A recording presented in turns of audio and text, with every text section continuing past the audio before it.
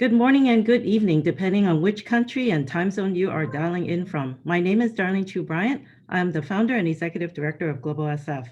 Thank you for taking the time to join us today for the New Economy Conference, organized by GlobalSF and co-hosted by the Governor's Office of Business and Economic Development, more generally known as GoBiz, and today in partnership with the Stanford China Program.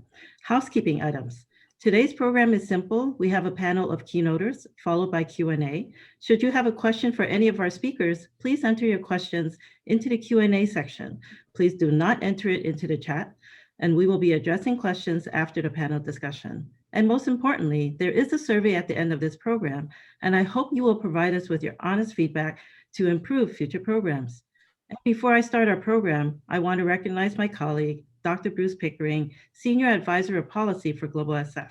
He has been the chief architect of this whole conference, which all started with my raising questions about the US-China trade war to now a statewide look at the pain points to find actionable items that will positively impact our economy.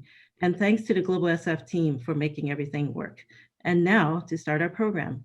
So equitable, so future. Number 5 of 6 in our New Economy Conference. Today, we navigate Chinese investment, trade, and technology, a topic near and dear to my heart, not just because of my work with China SF, but also on the personal level because my father started doing business with China in the early 70s, or started in the early 70s, actually. California is the 5th largest economy in the world with a population the size of the whole country of Canada. Actually, we're a little bigger. California's imports from China leads at $130 billion in 2020. Even with the US-China trade war and the pandemic, imports actually increased by 0.8% compared to 2019. Meanwhile, our exports to China were only $14 billion, including goods and services.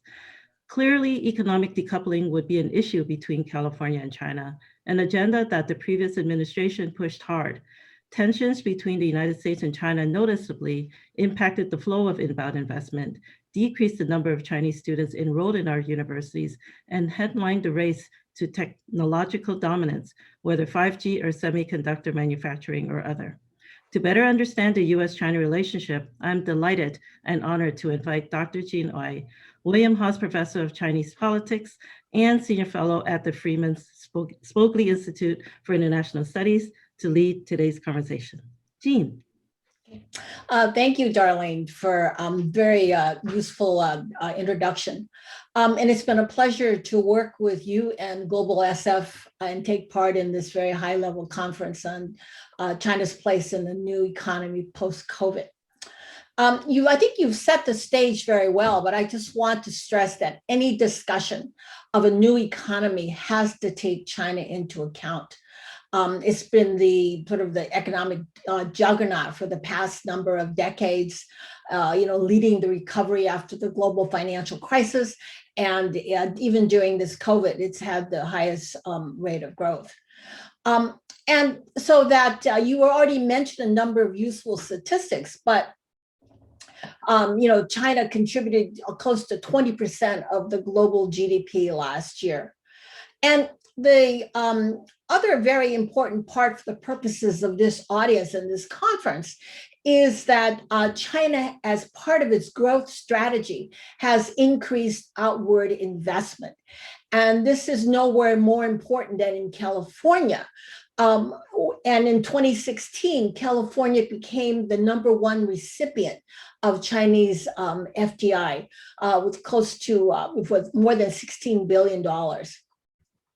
However, since 2017, Chinese investments in the US has dropped significantly, including in California. And you've already listed some of the results of that. But the sort of causes are also very complex. And most importantly, it has become a victim of the increasing tensions between US and China, including the trade war and the regulatory restrictions on both sides of the Pacific, as well as, of course, COVID. With the new administration in Washington, I think that there is new hope for improved relations, but the initial encounters suggest that the economic and geopolitical tensions are going to continue between the world's two largest economies, even though, and this is a very positive sign, they did identify areas of cooperation such as climate change. You mentioned decoupling. That talk continues, but I think that the reality is that the global supply chains mean that the US and Chinese economies are very deeply intertwined. But regardless of the possibility of the decoupling, I think that the key word is strategic competition. That is going to be something that is here to stay. And as well as national security concerns voiced by Washington. But at the same time, I think the economic strengths of the United States and as well as California will depend on how well we can navigate, how well we can broker a productive competition with China. And so that is the purpose of our panel today. We want to provide you with some key insights about the broader context and the constraints that California will have to navigate in terms of thinking about investment, trade, and technology. And for this, we have gathered together 4 very distinguished panel members that will help us to understand this very complicated and I think politically charged terrain. And let me just very briefly introduce them in order. I just want to say that all very accomplished individuals, but I'm just going to just tick off one title so that we can have maximum time for discussion. We will start out with Ambassador Craig Allen, who is the president of the US-China Business Council. And he'll share his insights about Chinese investments. Next, we will have James Green, who is a senior advisor at McLarty Associates and was formerly Minister Counsel for Trade Affairs at the US Embassy in Beijing from 2013 to 2018. And he will speak about US-China trade. And then third, we'll have Anja Manuel, co-founder and partner at Rice, Hadley, Gates, and Manuel, a strategic consulting firm who will be talking about US-China technology competition and tensions surrounding it. And last but not least, we will have David Chung, the chair and managing partner of Nixon Peabody's China and Asia Pacific practice, who will give his on-the-ground perspective on US-China investments from his long history as an attorney engaged in cross-border transactions, litigations, and investigations. The format is that each speaker will make fairly brief remarks, and then we'll have a short period for dialogue among the panelists, and then we will turn to Q&A. And as Darlene has already indicated, please put your questions in the Q&A box, and I will curate the questions at the end of the panel. And with that, I turn it over to Craig. Terrific. Thank you so much, Jean, and what a great pleasure to be here with my friends, James, Anya, and David. So again, thank you for this opportunity. Let me start out with the observation that indeed the tectonic plates in the middle of the Pacific Ocean have shifted, but fundamentally, I think that China and the United States find ourselves further apart rather than closer together with the advent of the Biden administration. Now, when the Biden administration started, many people, including I, thought that things were going to get smoother and simpler, and that there would at least be greater stability. But geology, like diplomacy, is not so simple.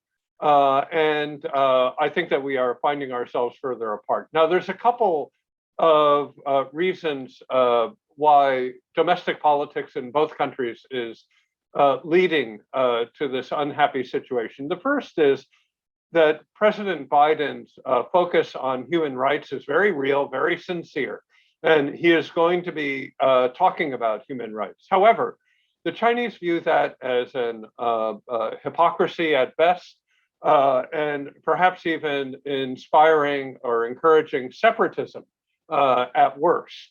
And so they don't like this shift in the tone of the American president. Equally, President Biden sincerely believes in the value of our traditional alliances, and he's really mending fences with our allies. But the Chinese look at the G7 and the Quad arrangements that have transpired since January 20th, and they are concerned that this is a budding alliance against China. Further, the Chinese were disappointed that President Biden did not roll back any of the sanctions put in place by President Trump. And I look forward to listening to Anya speak about this subject in a little bit. Domestic politics are not unique to the United States. In China, the domestic politics are quite severe also. China will be celebrating the 100th anniversary of the Communist Party on July 1 of this year, and that will lead to significant ideological contestation. In addition, President Xi Jinping is expecting to be reelected as continuing as the head of the country and the party at the 20th Party Congress in November of 2022. There is opposition to this, and this is leading to significant tension in the party and in China generally. We also have the Olympics, and whether or not the United States boycotts or otherwise impedes the Olympics will have considerable repercussions. So China's relationship virtually with all of its 18 neighbors is quite poor now, and the United States is no exception. So investment is a useful barometer on the relationship. And Jean mentioned that investment from China to the United States is down. The number is from 2017 to 2019, Chinese investment is down 90%, 90%. So it's dropped off of a cliff. Now that started with the Trump administration, and it's continued to this point. But there are many factors here, and I'd like to run through them. Number one is that from 2017, China's multilateral trade surplus declined very significantly to about 1% of GDP. Prior to that, China had a very large multilateral trade surplus, and they needed to recycle that money outside of China, thus a lot of outside investment. That era was over in 2020. 2021 and 2022, their multilateral trade surplus is becoming large again. So there definitely will be an interest in foreign direct investment, but political circumstances might make it tough for that investment to find a home in the United States. Also in 2017, the Chinese made some trophy investments. Hainan Airlines, Anbang, Wanda made some investments that the Chinese government thought were extravagant, and thus the Chinese government has tightened up policy restrictions on outbound investments. I think that the most important reason why Chinese investment is slowed down or stopped coming into the United States goes back to that old aphorism that capital is a coward. Capital likes to go where capital is welcome. And Chinese investors are not sure if capital is welcome in the United States today. Now, you might ask, why wouldn't we? And I think that most governors and mayors would welcome Chinese investment in brownfield or greenfield, if it contributes to taxes and employment, but the federal government is not so sure. So the CFIUS and FIRMA regulations, which I will not go into in detail, you'll be happy to know, are broad, and they have caught many Chinese investors that previously would not have been caught. But in addition to the formal investment screening process, there have been a good number of other problems that Chinese investors have faced. Companies like BYD and DJI have been subject to government procurement restrictions, pretty much because they're Chinese and due to kind of vague espionage concerns. They have not escaped the wrath of Congress, and it would have been impossible to predict this. But other Chinese companies note that Huawei would falls into a different category, but they also had investments in the United States and were unpleasantly surprised. A number of Chinese companies were forced to divest from the American stock exchanges, including the 3 Chinese telecom companies. And then there are companies like WeChat and TikTok that have been subject to executive orders coming out of nowhere. They had no idea that this was going to happen to them. But there was an executive orders that were quite vague, that were eventually whittled down, and then ultimately overturned by American courts. But that doesn't give you a warm and fuzzy feeling if you are an investor. So fortunately, we have some survey data from the Chinese China Greater Chamber of Commerce, CGCC, and you can find this on their website. And they say that the number one problem of Chinese investors here is the challenging US-China relationship. The number 2 problem is very closely related, but it's very real, and that is visas. If you can't get a visa to a country, well, why would you invest there? And the third problem that they cite is a rather vague protectionism in the United States. So 36% of Chinese investors in the United States said that the bilateral tensions have led to a loss. But 50%, half of Chinese investors in the United States suggest that the bilateral tensions have had an adverse impact on their business. 78% say that they like being in the US and they want to remain in the United States, but that they are concerned about the tariffs and the visas. 78% say that they have been impacted by tariffs and visas. And 95% say that they wish to remain in the US. And I think that it's interesting that in the surveys that my organization does, the US-China Business Council does every year, we find almost exactly mirror responses, very, very similar responses, problems with visas, problems with bilateral tensions, problems with protectionism. But our companies also want to remain in China because we look at China as the growth market of the future. So with that, let me pause and turn it over to my distinguished fellow panelists. Thank you very much, Craig. With that, let me just turn it directly then to James. Thank you, Jean, and thanks to Bruce and Darlene from SF Global. Great to be on a panel with old friends, Craig, Anya, and David. As Jean mentioned, I come at this as a bit of a practitioner, having spent about 2 decades in the United States government working on US-China relations, and who spent years advising companies on how to operate in the China market.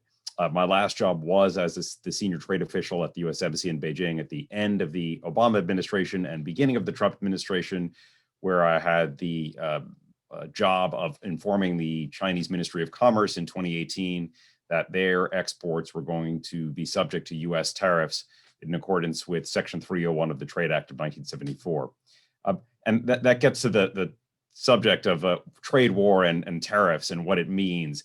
And I think, unfortunately, the term is thrown around kind of loosely, in which it was encapsulating when people spoke about a trade war or speak now about that period and where we are today, in which it was US-China friction conflict over a range of different issues that Craig has touched on, policies implemented both by Washington and Beijing, starting around 2017, 2018.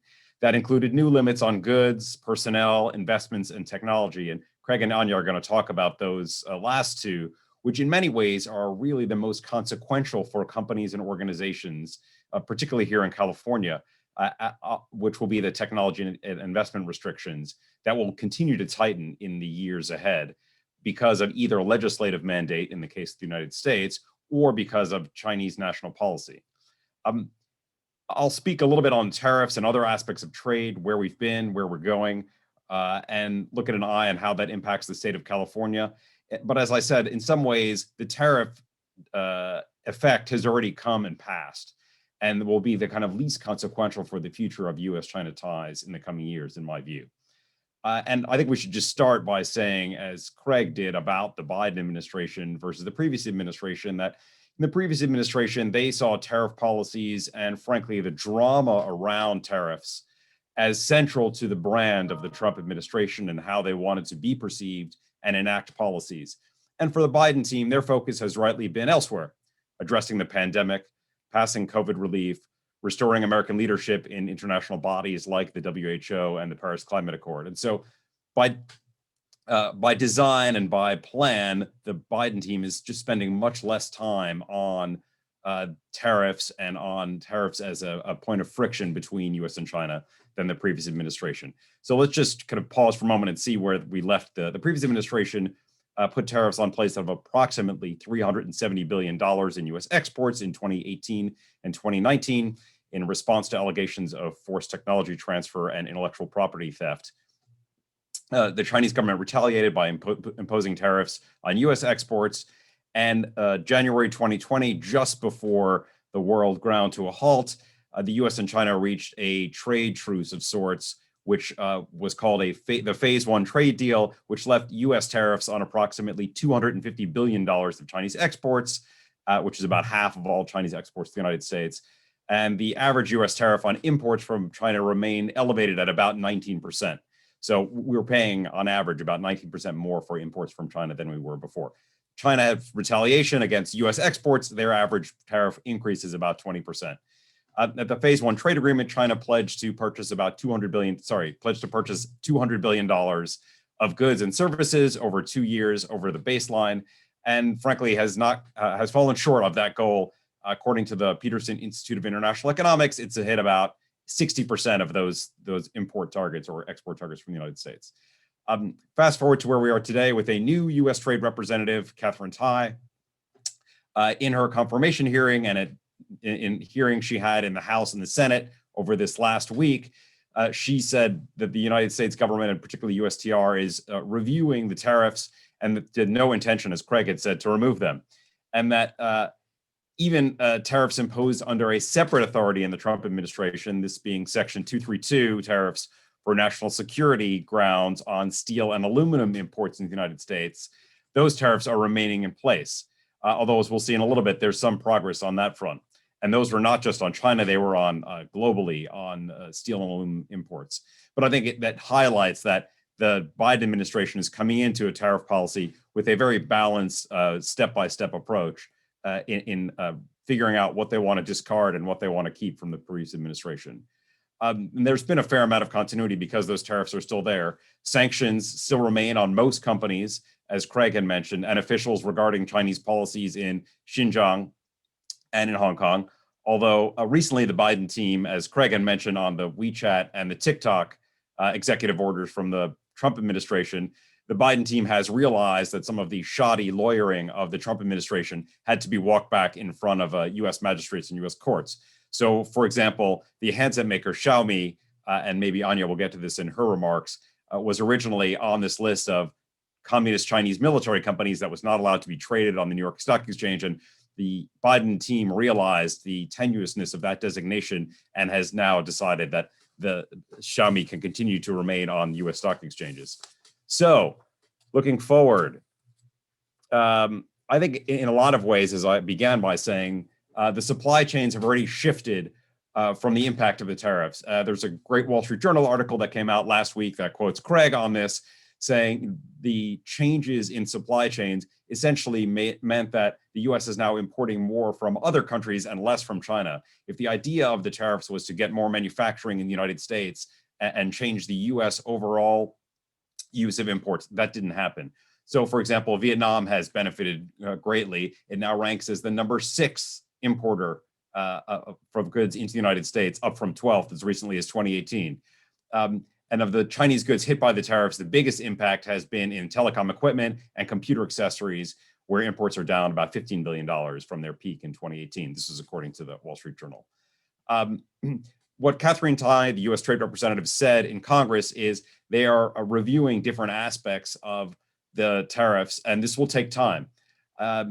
The administration, as Craig had said, is spending time with friends and allies, and even just unlocking that nut of how to walk back these steel and aluminum tariffs, these Section 232 tariffs that were put in place nominally for national security reasons on our friends and allies like the EU and the UK.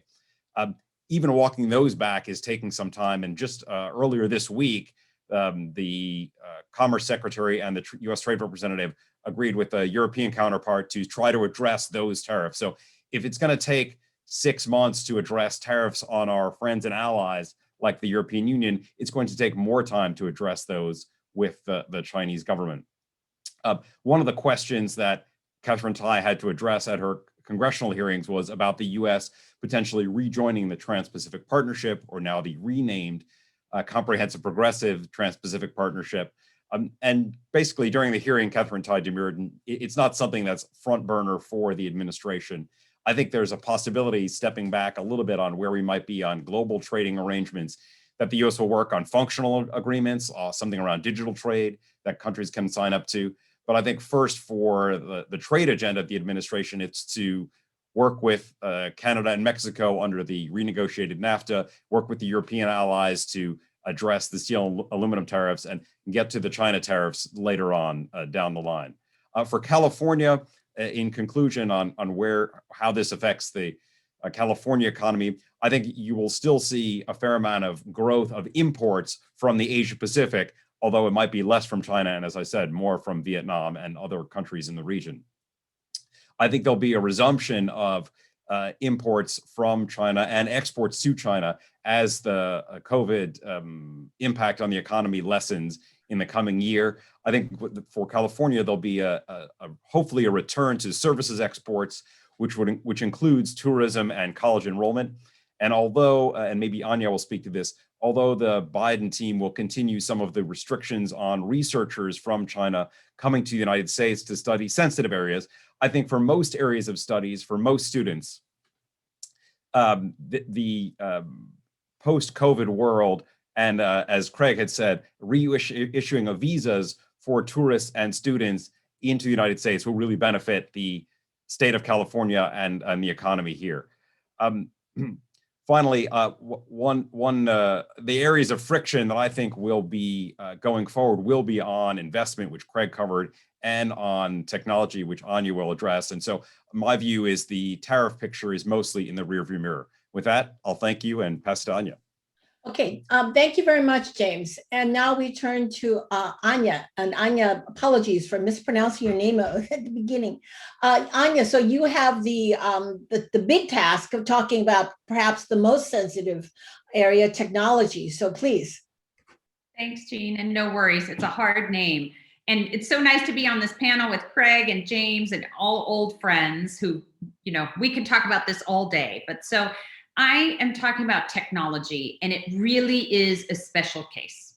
And it's also, of course, really critical to California as the home of Silicon Valley. From Roman paved roads to Chinese invention of gunpowder to British steamships, the countries with the technological edge have generally won the great power competition. And that competition is now joined between the US and China. China is a really impressive innovation superpower. You know, in Silicon Valley, until a few years ago, we used to say, well, the Chinese can copy, but they can't innovate. Not at all true anymore.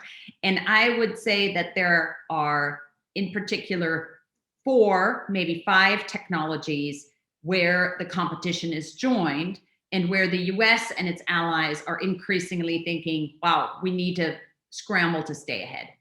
Those are financial technology, payment systems, where Alipay, Ant Financial, WeChat Pay are just running circles around us, partly because we have a regulatory system that's not very friendly to new entrants, but they're just really, really impressive. So fintech is one.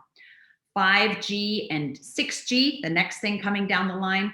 Huawei, of course, gets subsidies from the Chinese government, but their technology is also excellent. They are neck and neck with Ericsson and Nokia, and not just through the subsidies. In artificial intelligence, some of the best academics, of course, are still in the US, Canada, Europe, but increasingly in visual recognition, AI, voice recognition, all the things that TikTok is doing with video, the Chinese are doing exceedingly well. And finally, and this is the most important one because it's the baseline that underlies everything. I don't need to say that to a Silicon Valley audience, but semiconductors. The Chinese are still a little bit behind in the most advanced chip manufacturing, but they are spending hundreds of billions of dollars to catch up and build some of those advanced fabs, so fabrication plants in China on the mainland. So what does that mean for policy, both in the past and going forward? I think the Trump administration deserves some credit for raising the issue, and in their case, raising the alarm. And they did a lot that was defensive. Craig described some of it.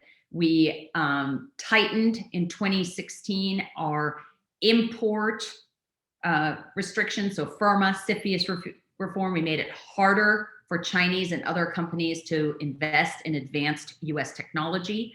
We reformed export controls and made it harder for Americans to ship sensitive technologies to China and elsewhere.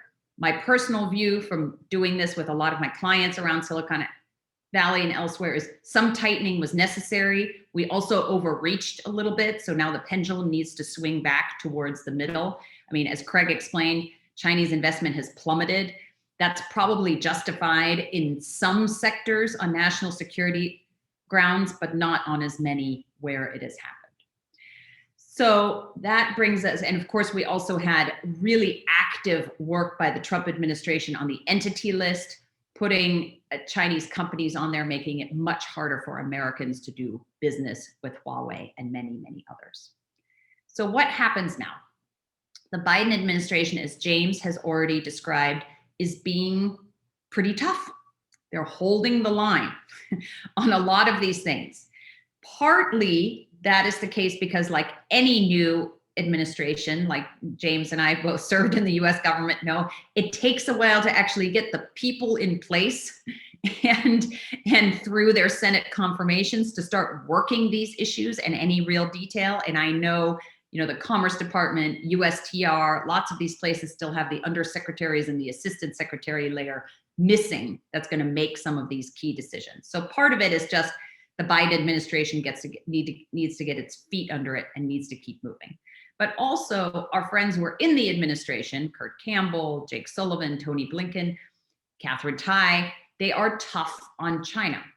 And so I would not expect in the technology sector for things to change substantially. Maybe you'll see some moderation of export controls and the entity list. You'll see probably some getting rid of those executive orders that picked on specific Chinese companies like Craig and James talked about, TikTok and others. But overall, tough is going to be the watchword. The Biden administration is also doing a really positive thing, which I have argued for and many others in op-eds and elsewhere, is instead of just trying to keep the Chinese out, build a moat around American tech and push them down, we're trying to lift ourselves up. So when you look at these big bills that have been proposed, the infrastructure bill in particular, and the American Jobs Plan, they roll into them bills that are bipartisan and that have been proposed in the last couple of years that are specific to this problem. How do we compete on tech? And the most important things there are the new infrastructure bill, if it passes, has $50 billion for advanced semiconductor subsidies, R&D subsidies, to bring more of that again to the United States. It's a very difficult business that has, you know, booms and busts. And so supporting that industry is very important. And it has as much as $100 billion in additional government funding for research and development for frontier technologies. Now, all the details remain to be worked out. None of those bills have passed, but they have, for the first time, real bipartisan push behind them. So I would expect that to happen. So just in summary, technology is important. And if you look at a narrow set of technologies, the ones that I described, I agree with what the Biden administration is doing, that we need to ensure that the US and our friends and allies continue to lead. But we can do it in a way that builds ourselves up rather than tearing China down. I'll leave it there. Thank you. Thank you, Anya.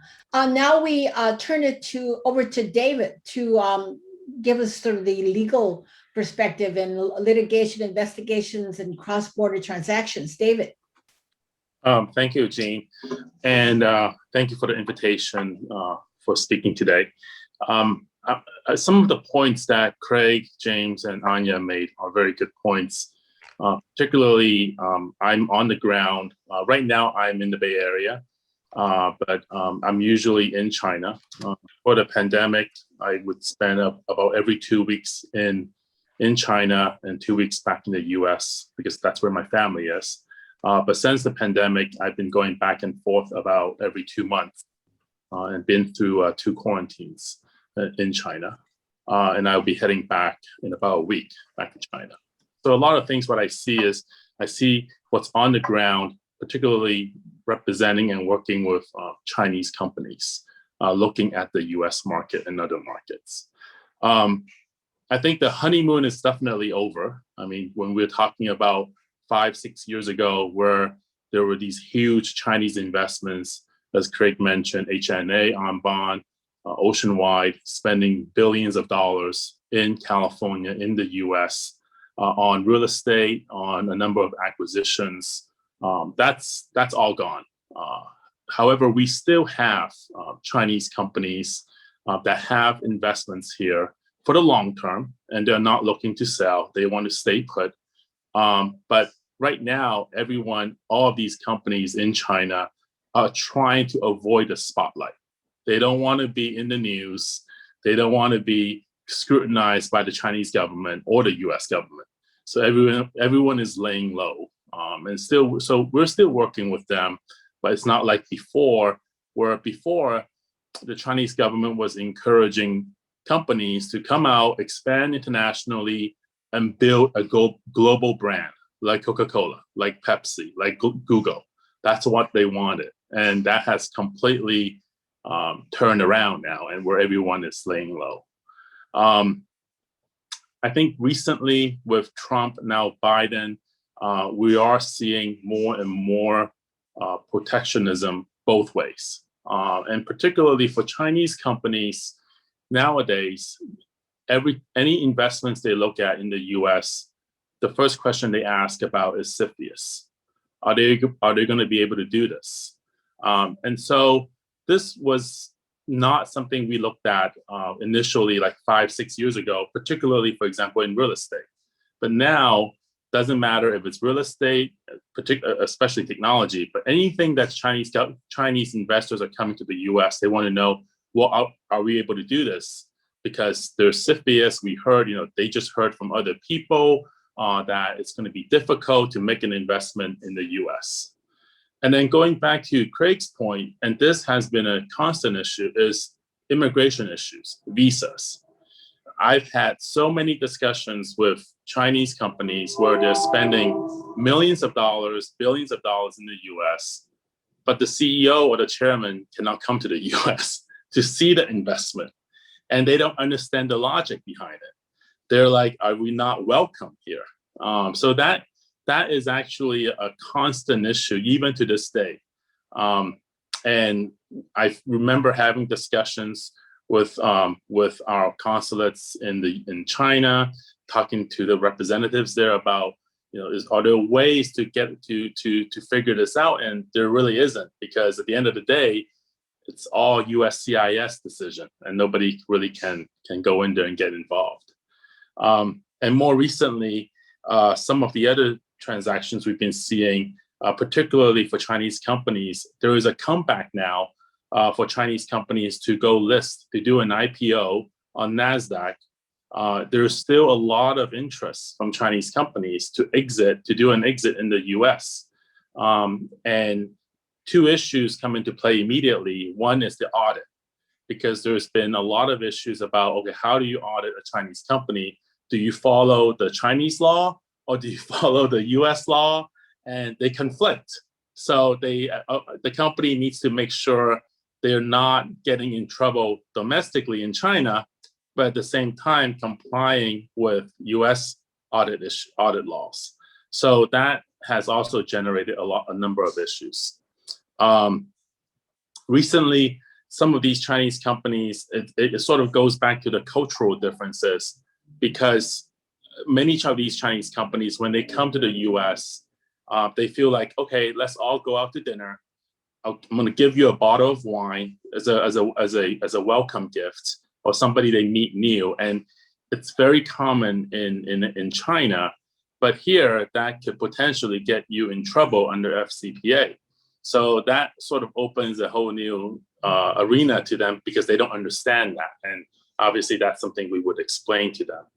But going back to what's happening now is that even though that honeymoon phase is over, we are still seeing a number of Chinese companies looking at the US, particularly in the technology and the IP sector, where it's biotech, where it's being encouraged by the Chinese government for these Chinese companies to make these investments. So in those type of cases, they will definitely get the approval from the Chinese government to spend that money in the US to potentially acquire technology that they can bring back to China.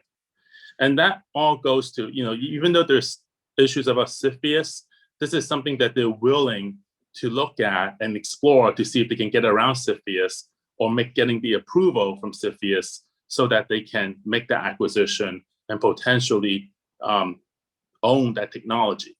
And that's very important to both the Chinese companies and to the Chinese government. And we're seeing more and more of that, particularly in the batteries industry for EVs. I can tell you right now that one of the key components in the next phase for batteries is already owned by Chinese. And if we're talking about decoupling, particularly US, China, California, I don't see that would have a very adverse impact to the US and to California market if that were to happen, particularly when the Chinese controls that component, the key component. So we're seeing a lot of that. Another example, like Anya mentioned, the payment system. I don't know if a lot of people know this, but one of the key payment system we use in the US is actually owned by the Chinese. And I know this because I represent the company, and I look at the receipts I get whenever I go out to buy takeout, and I see, oh, it's them. So it's very, it's not, they keep a very low profile. People, if you don't look for it, you won't know that company is actually owned by the Chinese. And then going to Anya's comments about semiconductor, the Chinese currently is very, very aggressive in catching up in that industry. And I live in San Mateo, and very close to Silicon Valley. My my wife is an electrical engineer, and I can tell you they are aggressively seeking out engineers in Silicon Valley willing to work with Chinese companies to help them build and catch up in the semiconductor industry. So the technology, anything that has to do with valuable IP, I think that's still a very market. The other sectors we're seeing that where a lot of activities are in the retail industry and in cryptocurrency. The cryptocurrency is a very interesting market because currently the Chinese government is against cryptocurrencies. So we have a lot of entrepreneurs from China that are in this industry where they have branched out, particularly in US, to Hong Kong, outside of mainland China, looking at crypto. So we are getting a lot of questions, inquiries from entrepreneurs regarding ICOs and crypto mining. And then for retail, that's something that at this point, we have not seen a slowdown of retail, particularly from the China market, where they're still actively buying interest or acquiring companies in various retail industries, ranging from sneakers to fashion to beauty products. So we're still seeing a lot of activities there as well. I think, if we had this this session last year, I would say that, yes, I was concerned about the pandemic, but I think it would not have a huge impact to the legal business because we were so busy in 2019, things just had carried over to 2020.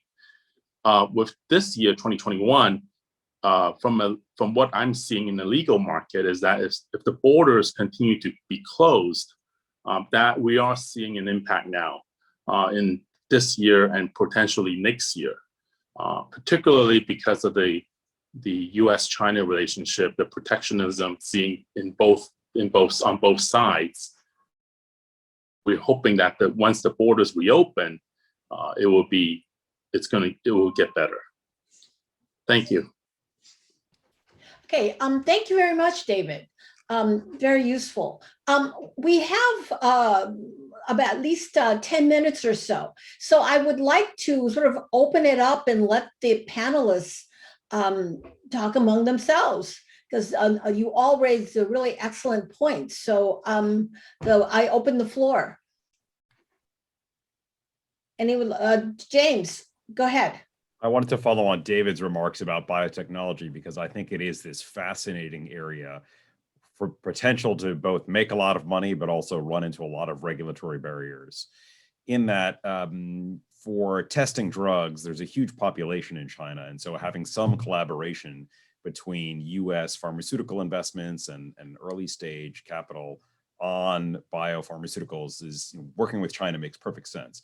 And as you say, David, there's just a lot of great research here in the Bay Area and in California in this area, and obviously other parts of the US as well. On the other hand, it can touch on parts of what we might traditionally call technology. What do you do with the patient data? Can it be exfiltrated to go to another country? How do you share that? Let's just say Chinese run clinical trials don't have a great track record of being transparent and reliable. And so on the one hand, I think in a magical world, yes, we would all agree that more cooperation on cancer drugs should be something that we would all want.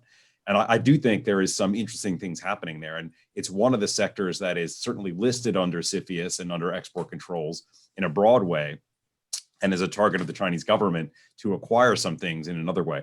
But at the actual firm level, there's a lot of opportunity to do things. And I think the challenge, to Anya's point, is how do you craft that scalpel of a policy that says, 90% of this cross-border investment and research on biotechnology is fine, but we, the US government, are worried about this 10% that we can't let go forward. So I think that's a fascinating area. And again, for people here in the Bay Area, one that will hold a lot of promise with having good legal counsel like David. Yeah, it's incredibly difficult. You're right. And the scalpel is the right approach. It's it's not something the US government is good at. You know, my business partner, Bob Gates, likes to say the US government is like a Tyrannosaurus Rex, very small brain and no fine motor control, right? We don't do nuance very well. And when you look at some of these policies where, especially on FIRMA and on export controls, we really should consistently have a technology advisory group in the room. You know, they do go out and they look for industry comments on things, but then it's mostly the government making the decisions. And if you had more conversations about these nuances, I think you'd ultimately get better policy, because I agree, I think, with what all the other three panelists have said. Ultimately, you want as much cooperation with China on technology as possible, while keeping secure or keeping the West safely in the lead on technologies that bleed into national security, which is a very, very hard thing to do.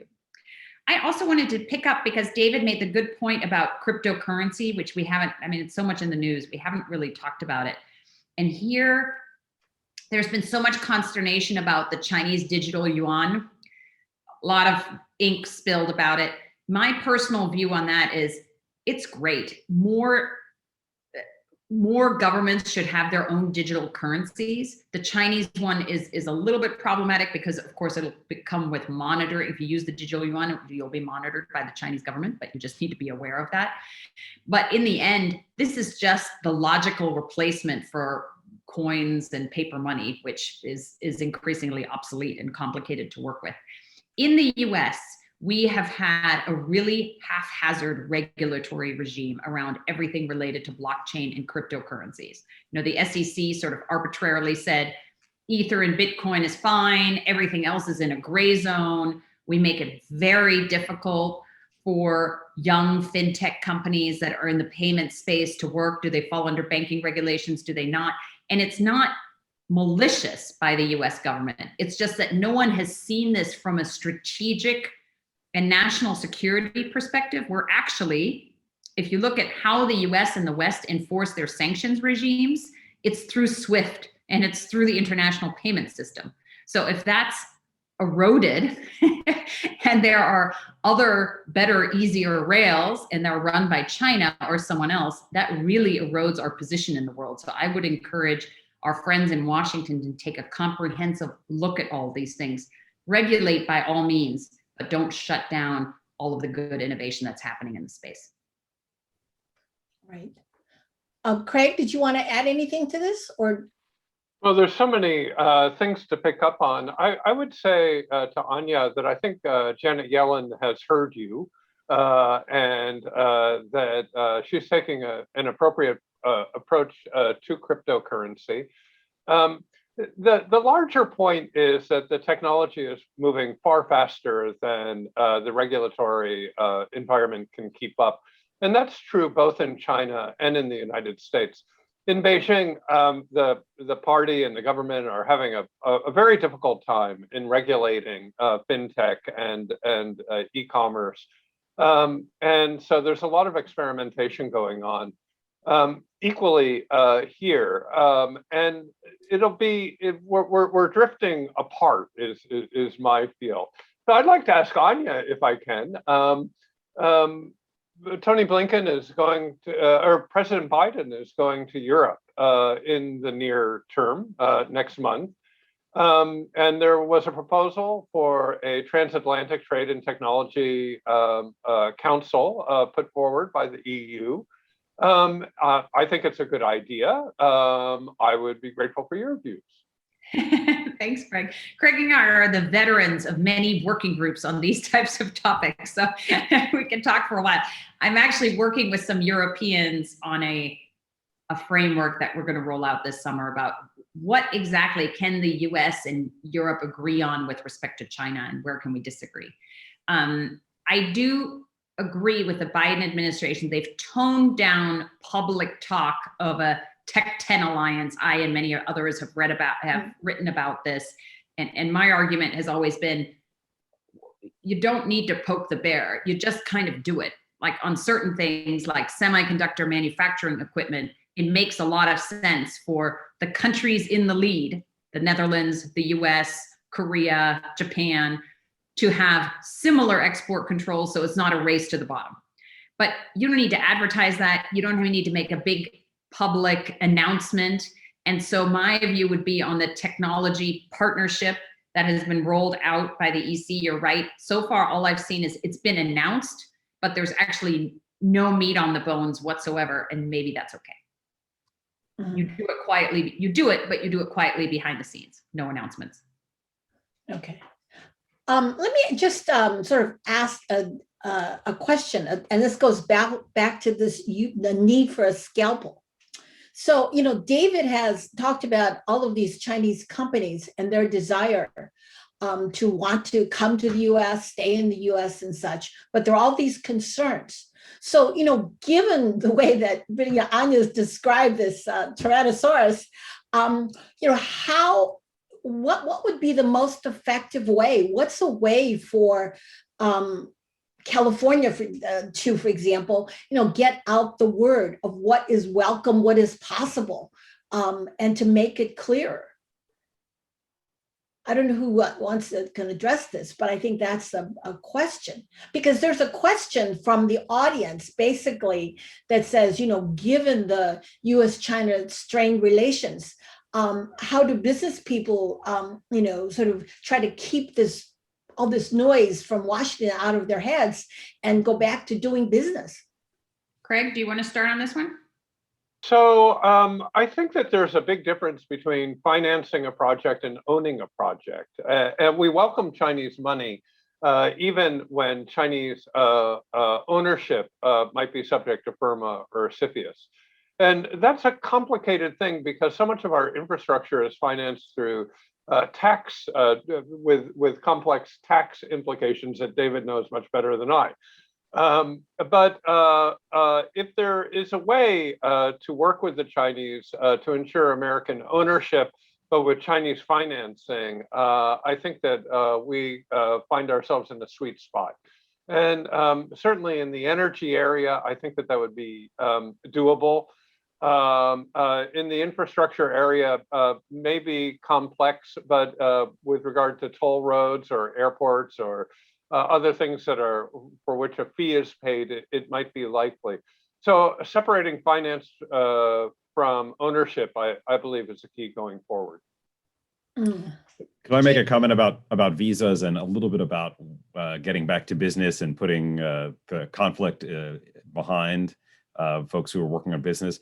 I would say, rather than saying the conflict is going to be behind them and to not pay attention, that I think there should be a recognition that the mood music has changed. We're no longer listening to smooth jazz. We've upped the tempo a little bit. And I think for business people, they need to pay attention to that, or they're going to get stuck on the wrong side of a regulatory or a legal matter. And so I don't think you can just dismiss it. I think what you have to do is go to China to either seek your investment or make your investment or work on expanding your company with a good recognition of, here's where the boundaries are and here's where I need to be careful. I do think one of the areas, getting back to David's very good point on visas, and something the US government has struggled with for a decade and change, and not just in China, in Brazil and in India as well, that is large economies with large populations in which people need visas to come to the United States. We've expanded our consular corps a lot, and we have the new embassy building in Beijing, the second most expensive one and the US government has built after our embassy in Baghdad. So there is more infrastructure in place to speed up the visa process. But I think part of the challenge is the actual processing of visas, and business groups have helped expedite parts of it. And part of it is the impression of Chinese business people and students that it's just hard to get a visa, or I'm going to be turned away, or that consular officer is against all Chinese, or whatever it is. And so part of the issue is an impressionist. Some of it's based on reality, and some of it's not. But I think for the Biden team, let's be honest, politically speaking, processing visas for foreigners is never a popular thing to spend a lot of time on if you're heading up the Department of State or doing anything else.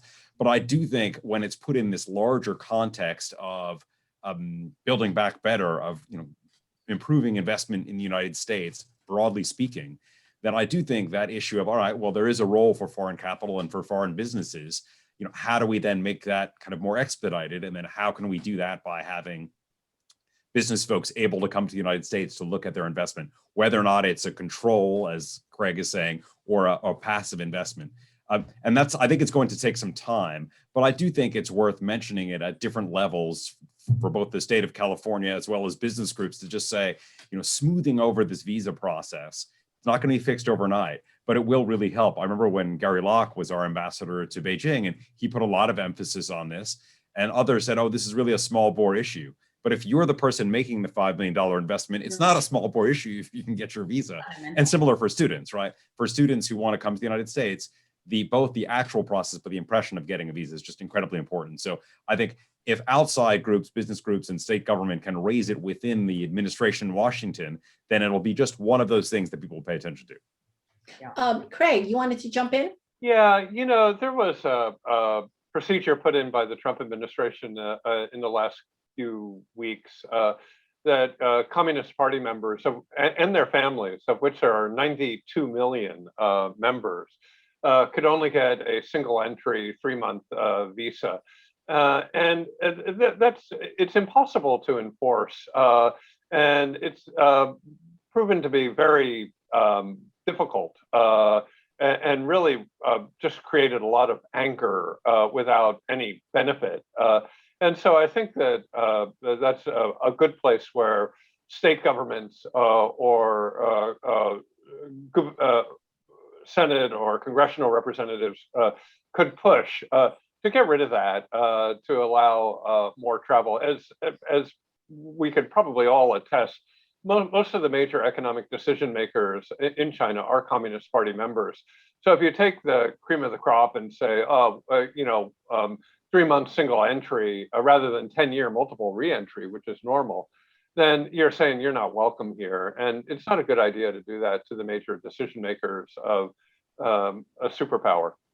Let me just add that sitting here at Stanford, I just have been hearing from a lot of our students some of whom are stuck in China, that there seems to be some movement, and they all seem quite optimistic that by August and September, they should have their visas and be able to travel here. So I take that as a positive sign. So on the one hand, I mean, is the government also going to then sort of perhaps move into ease up on some of the other areas as well? Hopefully. And of course, COVID was like the revenge of bureaucracy. Right? Everything's messy right now. Hopefully we'll get back to more by fall. Jean, can I pick up on this point that Cliff Waldick put in the chat about can business people keep the noise of US-China political tensions out of their heads and just keep doing business? Unfortunately, I think that's hard.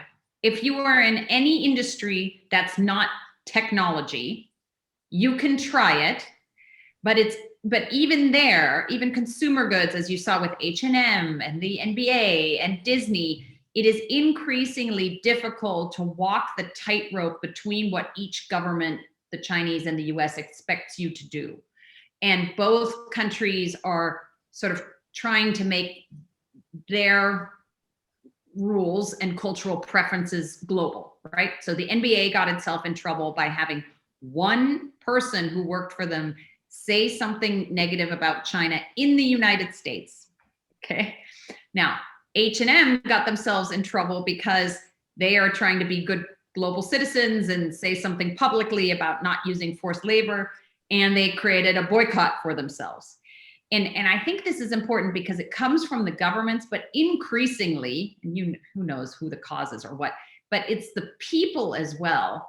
So, Xi Jinping has done something that no one else has been able to do, and that's unified Democrats and Republicans in Washington and Congress. It is like universally, you cannot be tough enough on China. And it is very difficult to say anything more moderate, Jean, as you and I have chatted about. And on the Chinese side, yes, it's coming from the government, but increasingly, I was just on a Zoom with some American and Chinese tech CEOs, and one of the Chinese said, the generation of Chinese born in the 1990s is so nationalistic. They have no memory of Tiananmen Square. He didn't say that, but they have no memory of anything else. And they're just being fed this constant propaganda in a way that we in the US are in the opposite way. So the noise is loud and it's very hard to ignore. Definitely.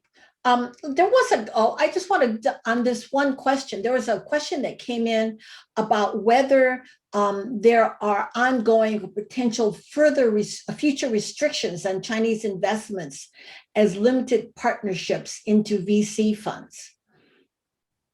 David, do you want to take that one? So I haven't heard about that at this point, but the issues with we have dealt with a lot of fund formations and PE and VC funds. In fact, we're working right now on a bond issuance where we are assisting from a US perspective.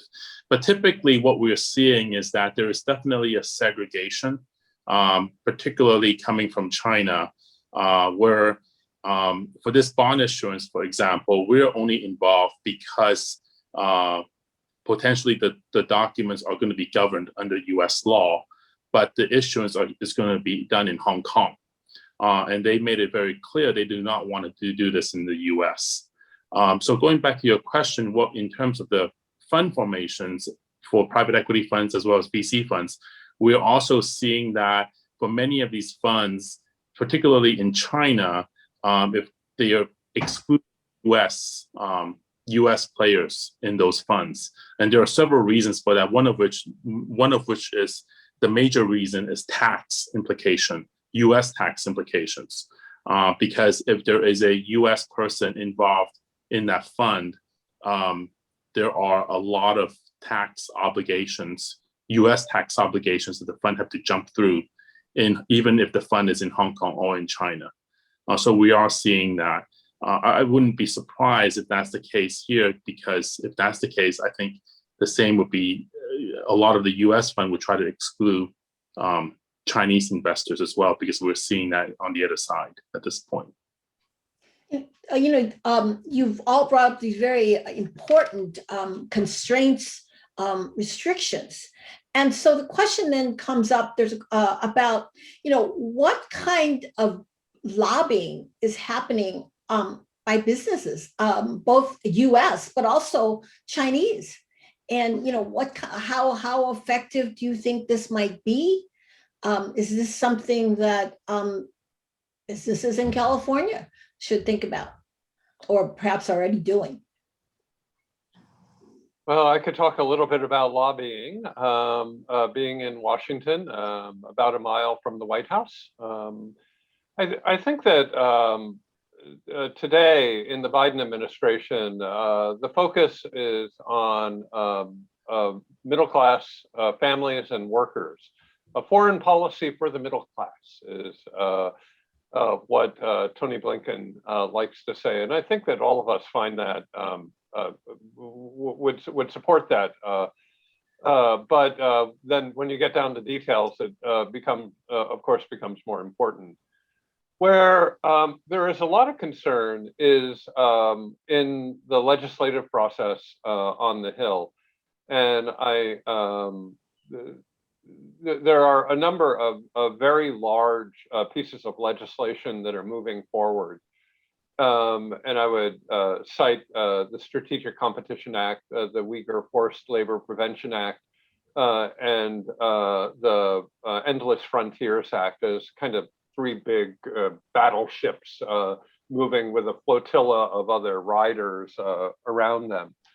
And so where a lot of people are active is trying to ensure, to the extent possible, that the legislation does not include self-inflicted wounds, that it doesn't unintentionally hurt American exports, farmers, workers, or ranchers. And that's a big job because there's a lot of pieces of legislation that include China. In the 116th Congress last year, we had some 560 bills that we're following. This year it's about 130, but a number of very large bills. And working with the drafters to ensure that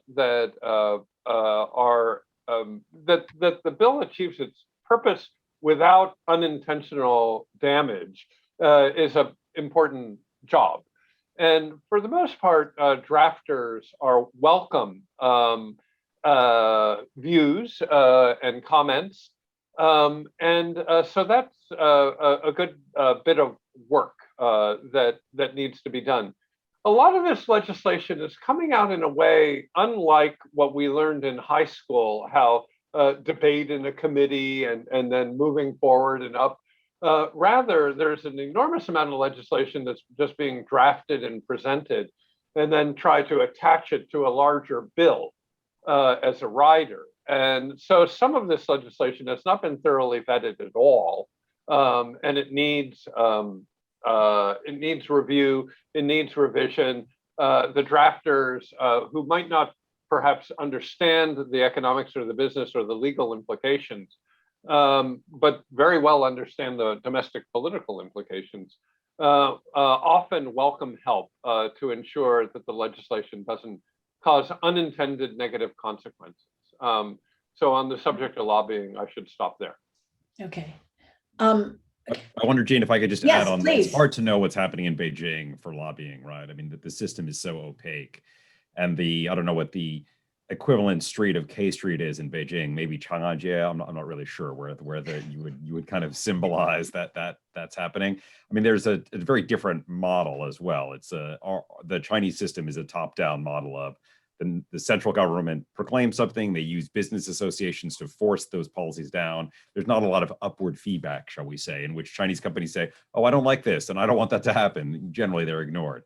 But all that said, I do sense in what's happening to Ant Financial and Jack Ma personally, that there's even less interest at the central government level in Beijing about what's happening to Chinese companies, and that their interests, sometimes it aligns with the central government, many times it doesn't, but the central government just doesn't care that much. I mean, I think there's probably some national champions like Huawei, where in telecommunications, there's some deference that happens, but on broader issues of investment policy and data handling and all sensitive areas, I can't imagine my friends at the Ministry of Commerce or MIIT actually spending any time with the Chinese corporate sector and caring what they have to say.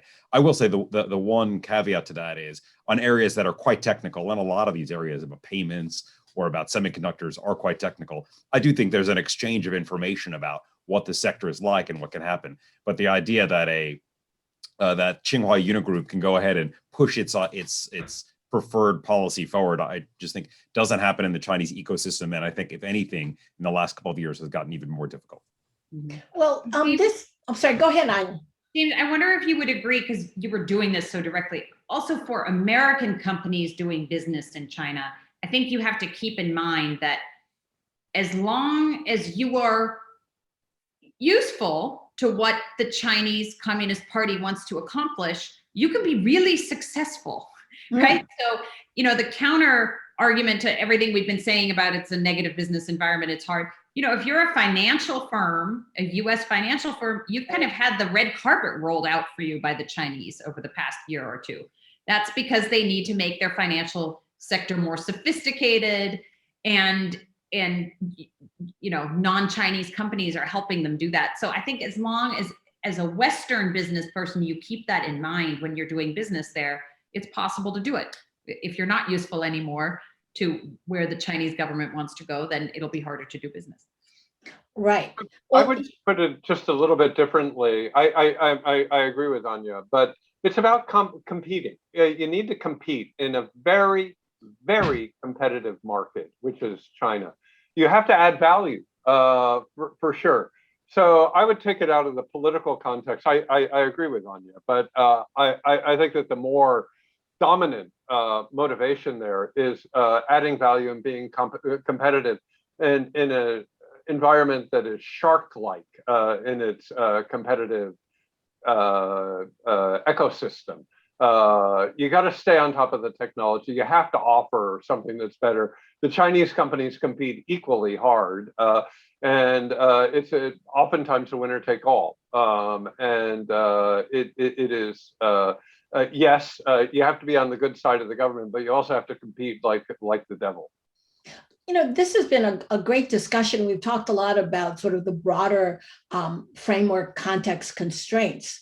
But I also think that it would be very interesting to talk, and here I'm just going to use Anya's sort of the analogy about, rolling out the red carpet. So are there any companies for which the US and would actually like to roll out the red carpet? Are there companies that the US would like to see coming in and making investments? Or is this just a one-way street the other way? And so in other words, what sectors, what can California best do to try to ease the way for what kind of companies would this be the most successful? Gene, I would just rush in and say there's no shortage of capital. The lack of capital is not the problem. So I struggle with your question. I think the China Investment Corporation is making a lot of investments, and a lot of portfolio investments are being made all the time. So foreign direct investment, portfolio investment, very different. On the portfolio investment side, a lot of activity.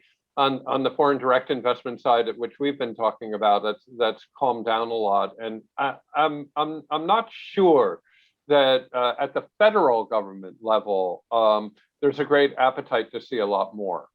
Local, state government level, that's a different issue.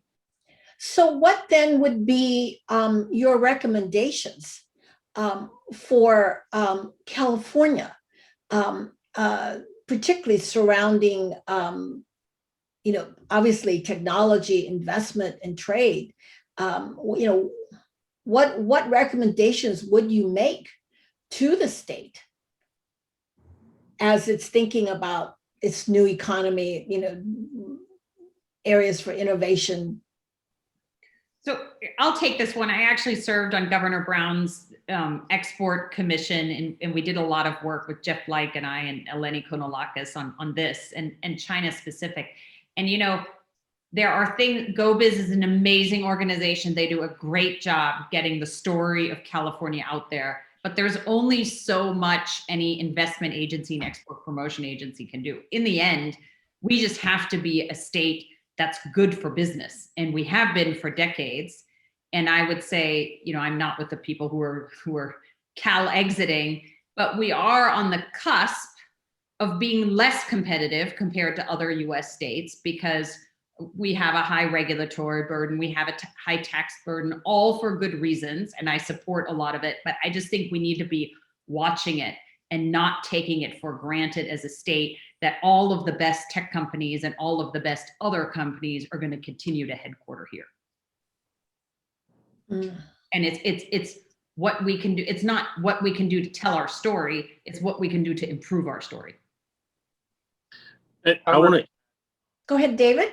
Sorry, I want to add, for example, I've worked with Darlene, China SF for many years, and having that group in China running different sessions, talking to investors really helps, particularly for the Bay Area and for California, because we are still seeing investors looking at California.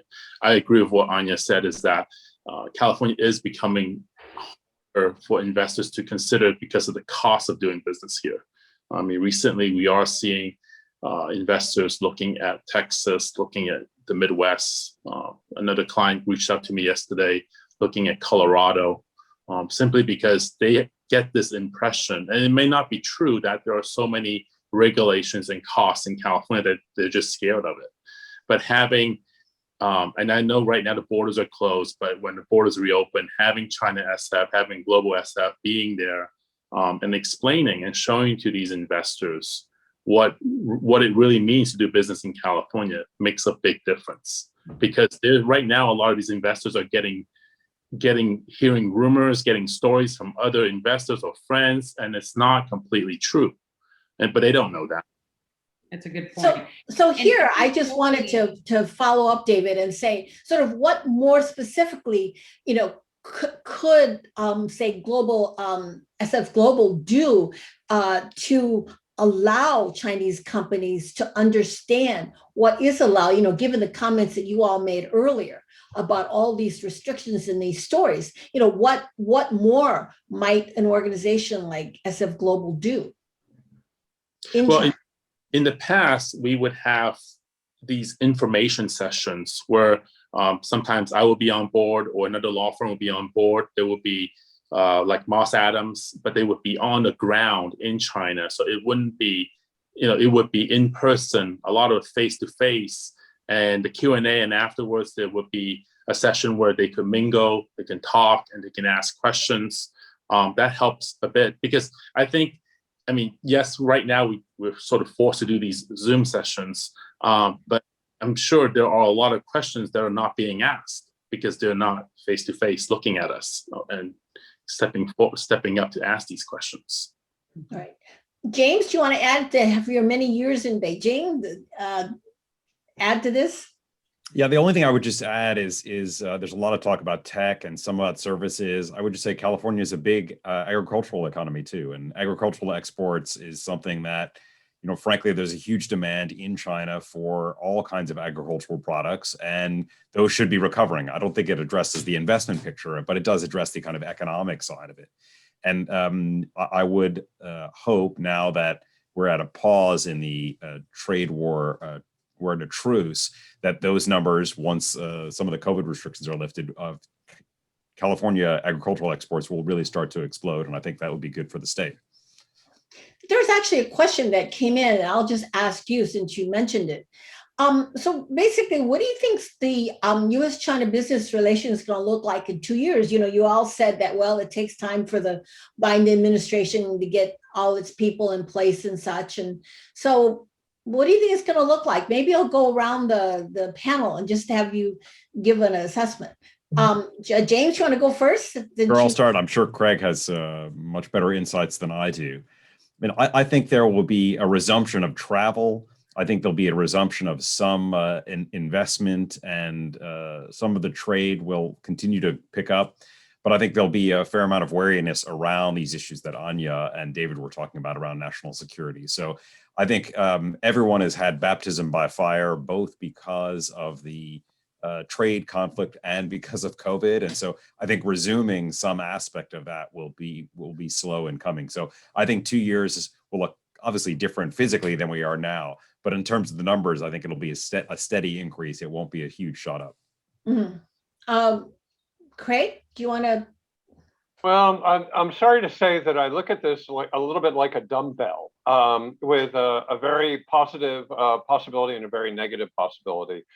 The negative first.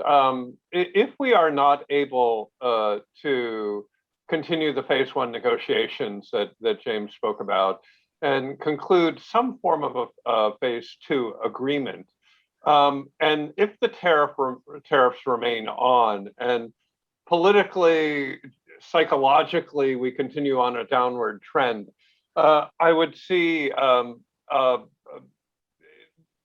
lot more decoupling potential.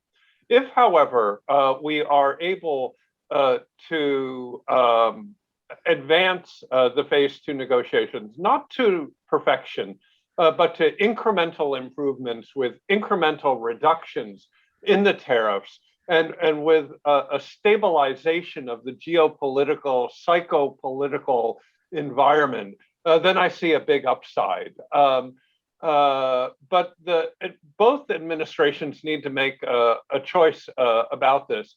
And as I noted, before the November 2022 midterm election, it's going to be difficult for Joe Biden to do that. And before the November 2022 re-election of Xi Jinping, it's going to be difficult for him to do that. I'm hopeful for incremental improvement, but it's going to take a significant amount of political will and leadership at the very top to achieve that. Thank you. David, why don't you go next? We'll give Anya the last word. Okay, I agree with what Craig and James said, and I also would note that a lot of it would also depend what happens with China and Taiwan in the next years. That can become, that can explode, and everything Yes. could go down the drain. So I think that a lot of it would depend on that, and I'm looking at closely because we do have clients in Taiwan as well, and then also U.S. investments in that area. So, Anya. Yeah, that was a good point, David. I would just say, I hope that Washington and Beijing are listening to Craig Allen for there to be any hope of a positive trajectory here. We've got to iron out the phase 2 problems, the market access, the IP protection, the subsidies, ideally through the WTO instead of undermining and going around the WTO. It is, for our friends who are listening, who are not intersecting with government all the time, that will be extraordinarily difficult because you have a perfect storm now of kind of the far right and the far left in the US coming together and being very protectionist in a way that I haven't seen in decades. And so that's going to be really an uphill battle for those in the center and the business community to say, no, it is actually positive for our economy to keep trading with the world's other largest economy. And I would just caution that on the specific technologies that I mentioned, I definitely do not think decoupling is inevitable. In almost every sector, there are all sorts of reasons for the US and China and the rest of the world to collaborate, to trade, to invest in each other. It helps everybody. In these few tech spaces that interact with national security, I think you're going to see more walled gardens and 2 separate ecosystems.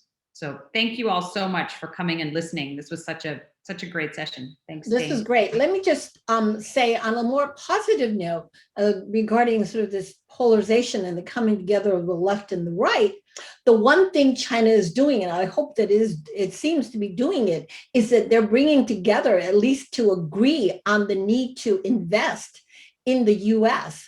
So, and sort of this could be this Sputnik moment. So this is very, I think, is one positive outcome. But also, let me just give another plug for the China program, that next week, actually on Wednesday, we have the privilege of having Kurt Campbell, who is sort of the Asia czar, as well as Laura Rosenberger, talking about Biden's new China policy. So we're hoping that in that discussion, we will get further detail as this policy continues to evolve. And with that, I want to thank everyone, the panelists have been fabulous, and the audience as well for their questions. And so, Darlene, I don't know if I need to turn it over to you or just to say thank you to everyone.